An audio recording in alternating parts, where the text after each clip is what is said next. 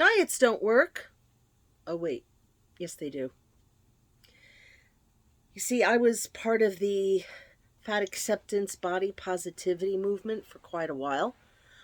It may have helped me at the moment to have some self-respect and stand up for myself at doctor's offices and buy myself decent clothes that fit me and to take care of my body as it was in the present, believing that I deserved care and that I could move toward health no matter what my size was, very important to me. So I thank them for that.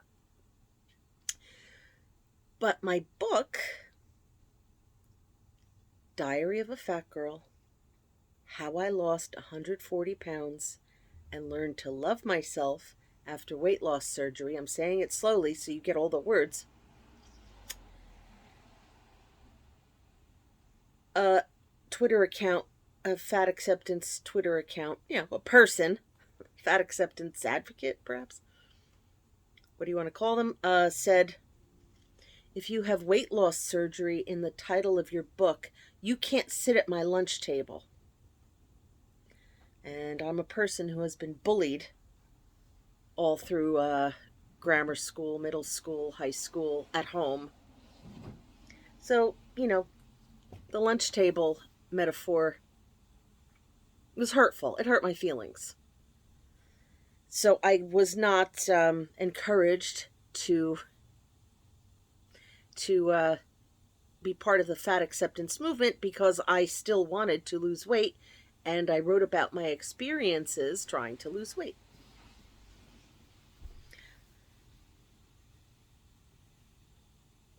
They did not seem to be on the same page with what I was doing for my health. At 400 pounds, even down to 300 pounds, even down to 270, my desire was to take weight off because of my type 2 diabetes that was impossible to manage without meds I couldn't afford, and the wear and tear on my body from carrying all that weight. Being very fat was uncomfortable physically, forget about flying in an airplane and seats that don't fit and having to be uncomfortable for hours in a seat that's too small, asking for a seatbelt extender, getting dirty looks from people. I went through it all. I understand. It's hard. It hurts to be treated like an outcast. But then you turn around and you treat people like an outcast because they don't line up with every talking point of your ideology. But that's not exactly what made me want to make this video today.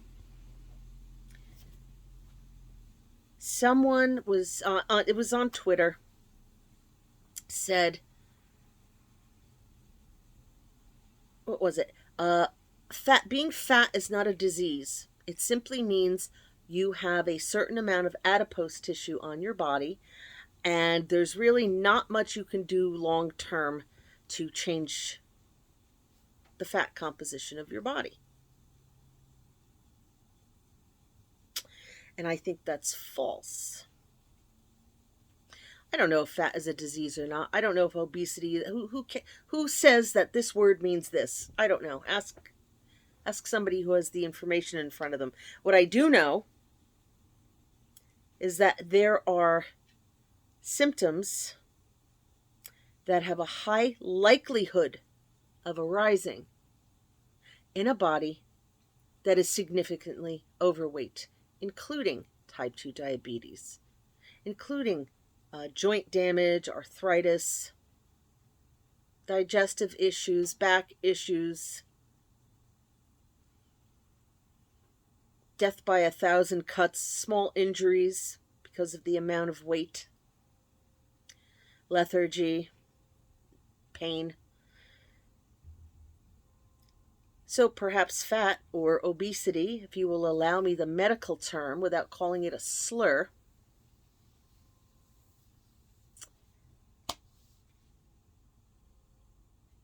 is a symptom of something.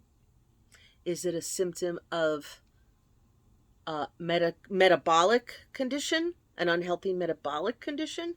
Is it a symptom of an eating disorder, overeating?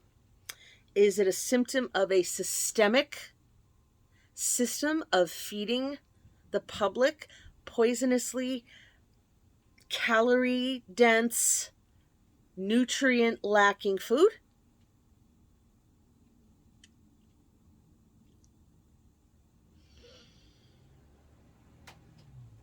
So diets don't work? That's incorrect. So what I used to say, and I hope all those blog posts have gone the way of the dodo. Perhaps they're still on my YouTube. I'll have to do a sweep. Is because when you're in a deficit, whether it be fat, carbohydrates, calories in general, you experience hunger. You might not be getting all the nutrients and energy you need. And so there's rebound weight gain. That did happen to me, by the way.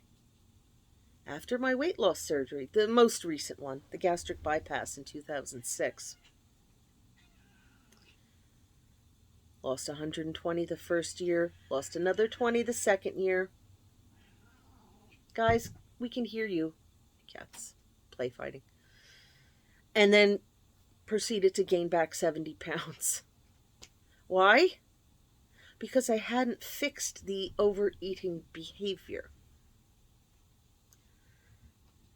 But I was buying into the rhetoric of the fat acceptance movement that says, some people just eating normally will just naturally be heavy. No. Because that is not normal eating. See, I believe in the innate intelligence of our bodies to find a healthy weight. Even people who have genetics, ancestors who lived in super cold, protein-only environments. I'm thinking perhaps of the Inuits up north, where storing fat is a survival mechanism. Yeah, that's not the case in New York City or the suburbs of New York.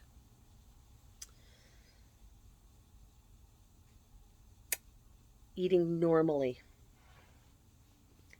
Modern food is so processed, full of sugar, and densely packed with calories that it sets people up to consume too many calories because they pack so much into a tiny little piece. I've said this in a previous video.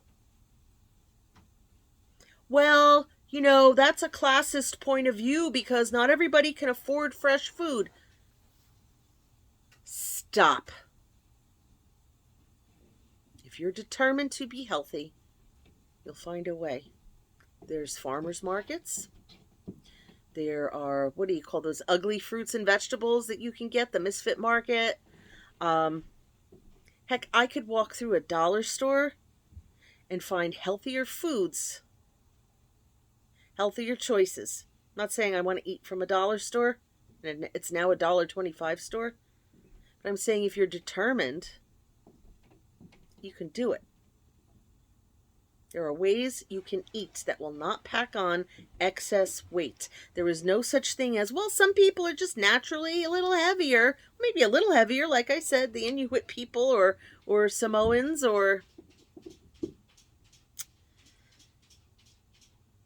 But I'm flicking through channels. I see my 600-pound life. Please don't tell me that they're just naturally packing on a little extra adipose. Many of those people tend to be candidates for weight loss surgery. I think it's very dangerous to put a 600, 700,000 pound person on the table like that. I think an inpatient program would probably be the best. They don't have access to shopping and ordering fast foods and things, and let them go to an inpatient situation and then see, can they learn better eating habits? Then we get to the weight loss surgery issue. There is a definite brainwashed cult that will yap if you criticize weight loss surgery. There's a lot of yapping. A lot of people with opinions and yapping. I'm yapping now. But I don't go on other people's profiles and other people's social media and tear them down. I just scroll on by. So, the weight loss surgery yappers, the pro weight loss surgery people, it's a tool. I tried everything, and I've just decided that I need this tool. I need this help to get the weight off. Yeah, okay, great. Just be aware, it's a temporary fix. Some people only get a few months before they stretch out their pouch. They learn to eat around the weight loss surgery, and it stops working. So it bought me time. It bought me time. I admit it. To start healing from the inside out so that I wasn't reaching for food. I say that I overcame binge eating disorder. Many people who are severely overweight will not say that they have a binge eating disorder. They just need a little help. They need the tool of the weight loss surgery. Weight loss surgery prevents you from eating a lot. It decreases your calories by making your stomach small, whether it's the band, the gastric sleeve, the gastric bypass.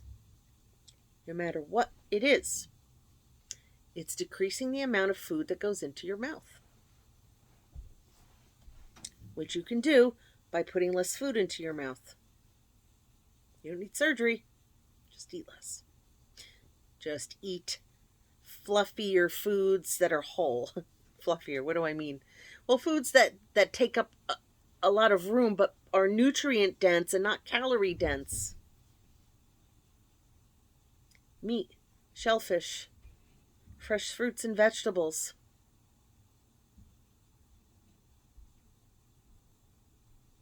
Cold cuts don't count as meat. They're full of sugar. They're calorie dense. A piece of chicken that you've cooked on your stove in a little bit of olive oil is very different than chicken cold cuts. One's full of sugar, one is not. And I'm telling you, everything out in this world that you buy, restaurants, full of sugar, any kind of processed food, full of sugar, which adds calories and jeopardizes your chances of a healthy blood sugar. I'm just trying to look at the time. I can't see. Where are my glasses? So I have them.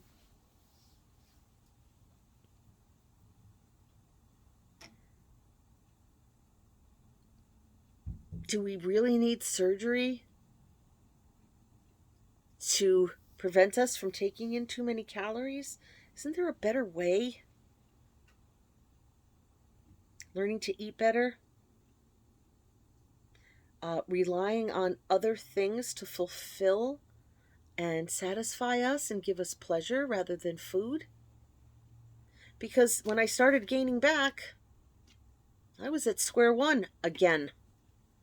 Like, oh no, how am I going to fix this? The weight loss surgery just postponed the inevitable. I needed to find a way to eat fewer calories. And that's what I'm doing now. I would like to get the rest of the weight off. I would like to reach Wonderland. That's what people in the weight loss surgery and in the weight loss community in general say when your weight goes into the 100s. So I'm still in the 200s now. I'd like to get into the 100s. And I'm on a diet. And if the wisdom that people want to throw at me is, yeah, but once you start eating normally, you're going to gain it all back. Well, guess what? Then that might not be normal eating, because normal eating shouldn't pack pounds on a person. No matter what your metabolism is, change your eating, change your body. I stopped putting cream in my coffee. Do you have any idea what a sacrifice that is? To drink my coffee black.